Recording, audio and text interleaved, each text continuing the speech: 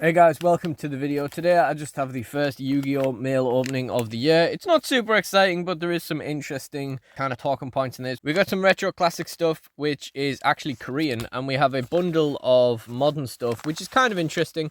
There's one card in it that's, got decent value. There's a couple of cards in it that are interesting to pick up. The whole bundle was just £2.55. This one has been waiting since just before Christmas, I think, or just after Christmas.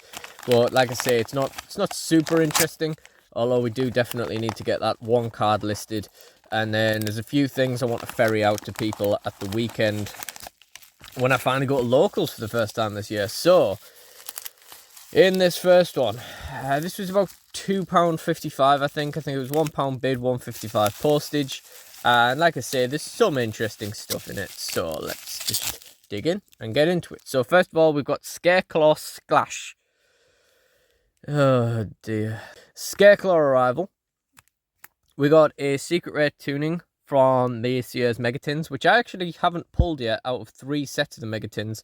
But my friend with the Yugioh character deck is going to be happy to pick that up. We also have a copy of Bonfire from the Megatins, and that is the card that we need to get listed. I think this is still like a tenner, so that's cool. We also have Morphtronic Impact Return, which is cool to pick up.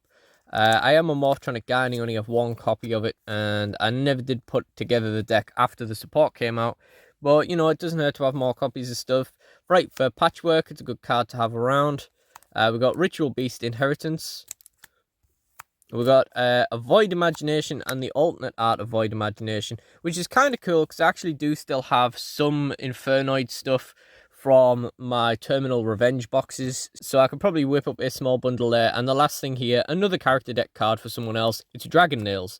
Every now and then I mention this to my friend Tom. I say, have you ordered Dragon Nails yet? And he forgets it even got printed. Or he questions if it has been printed. So this is going straight to him, I suppose. Unless he doesn't commit to playing the Rex Raptor character deck, which I finally came up with a full 40 card list for. And this is needed more so than ever, is saying like you absolutely need every card to reach the 40 card number. I offered him out the deck list because I already have so many original series character decks, but if he's not going to do it, maybe I need to keep Dragon Nails. So yeah, it's just kind of cool. We got 2 cards for character decks for people. We got a nice little Bonfire, some other kind of interesting bits to chuck in the hollow bulk. I'm sure it'll all be of use to someone eventually. And like I say, this one is Retro Cards in Korean. It's Korean LOB bundle. There is some other stuff in it which I don't think is... Well, it's not LOB. I don't think it's Korean either, but I could be wrong. It could all be Korean, but not all of it's from LOB, I guess. But yeah, it's cool. And a Korean LOB booster box is something I've always wanted to do, just because they're so cheap. Never have done it. Still might. I feel like they're a lot more expensive than they used to be, though.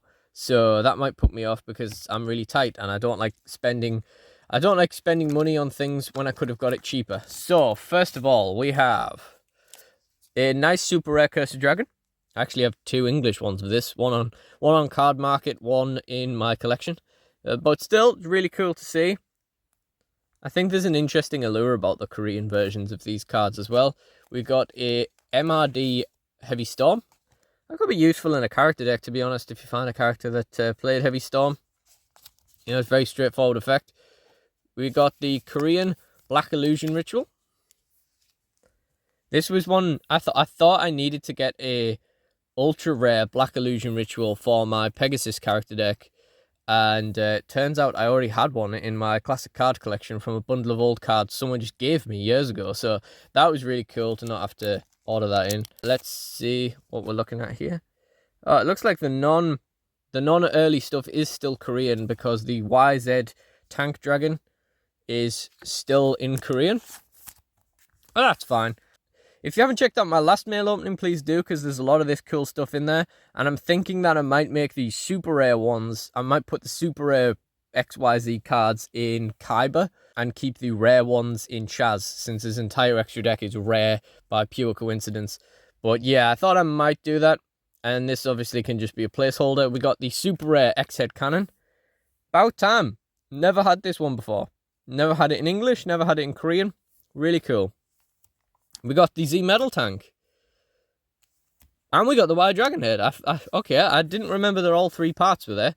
So yeah, we'll definitely just stick those 4 in Kyber and go from there. We got Spell Shield Type 8. Bit niche for a Korean card. We got a XZ Tank Cannon. No, XZ Head. XZ...